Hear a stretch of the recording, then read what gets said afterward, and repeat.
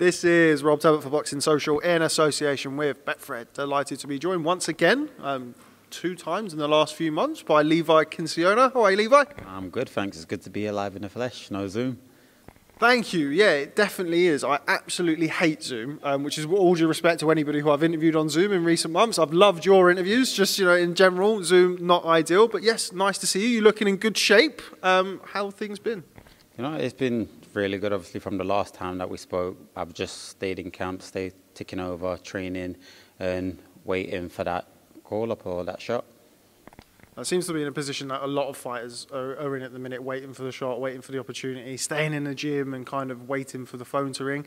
Any whispers, anything on the grapevine? I know that RYLAN CHARLTON's name has been one that's been bandied around recently by your gregarious manager, the White Rhino, Dave Allen. What's going on? Yeah, so RYLAN CHARLTON's been a whisper in the wind. So his manager got in touch with my manager and they said he's going to be out around about May, June, and that will be a potential fight. And that would be a great fight for me. I'd love to take that fight. And if he wants to take that fight, then I'm 100% up for that. I'm fit, I'm ready. He says he's coming down from welterweight, looking at super lightweight, and I'm doing the same thing, and I'm nearly there. So if he's ready, then I'm ready and we can get on. What weight are you? I know we kind of recently briefly spoke off camera about kind of what weight it would be. I know RYLAN CHARLTON, I think he boxed Marco at 147 or thereabouts, and dropping down in weight. What weight would you like a fight at?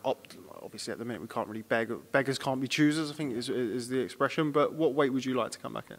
So if we're talking realistically, I'd want to fight at lightweight because that's what weight I'm going to be campaigning at. That's what weight I want to win titles at. And that's what weight I see my career going.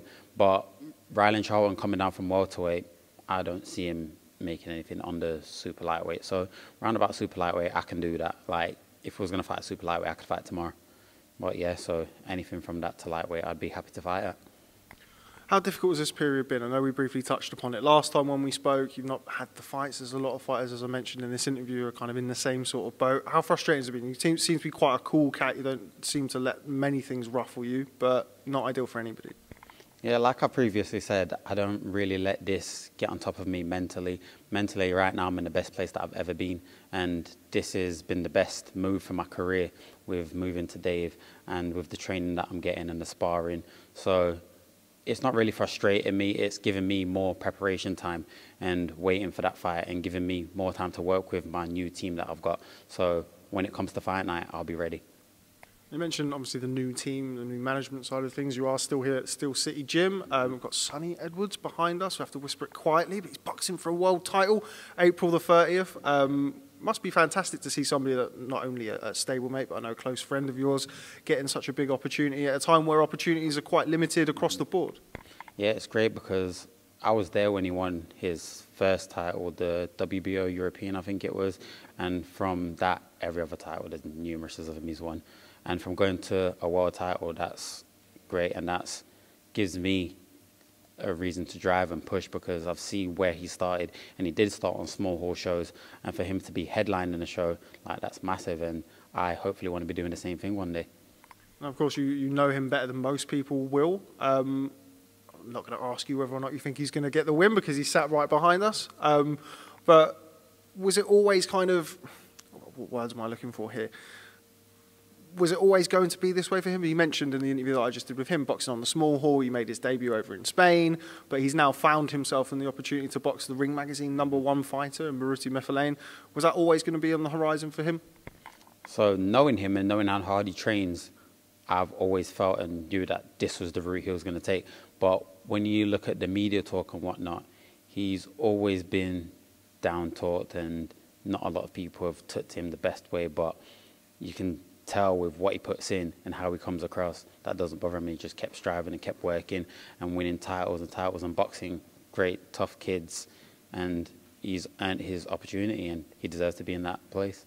Why do you think that is? And again, he sat right behind us, so don't feel the need to be too honest, but why do you think that is, that you mentioned kind of people not necessarily taking to him or the way he's perceived sometimes in the media?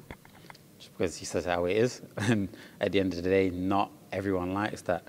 And people think twice before they put stuff on social media.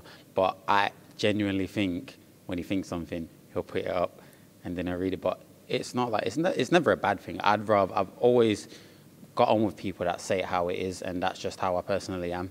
And like, we click straight away just because he is a 100% genuine person. And like, for me, I like that rather than someone saying something one way, then coming back and like, just the back and forth, it just don't roll with me. So the way he is, I like that. And the sports needs, boxing especially, you need people like that. You need people that are going to say how it is, and they can back up the talk.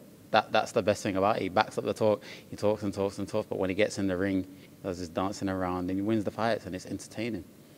Maybe give him your Twitter password or something. Maybe he can grab you a fight by calling people out on social media. And you know what? As soon as I get on that stage, don't worry about me. I will tell people what I'm thinking, and I'm steady building that platform and speaking my mind, and my character's growing.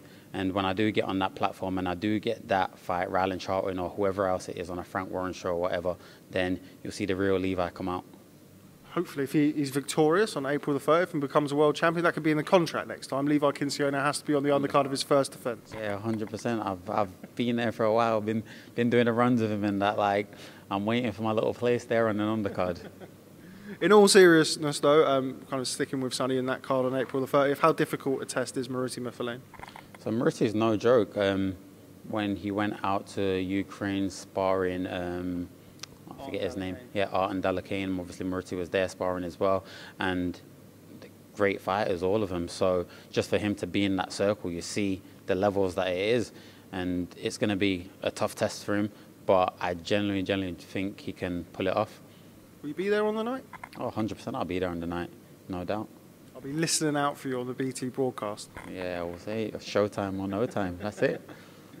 Okay, well, before I let you go, as I mentioned, you're in the midst of kind of getting yourself a fight, as a lot of people are. You've mentioned RYLAN CHARLTON. Leave the final word with you, really. If there's anything that you'd like to say, anything you'd like to share with us, now is your time.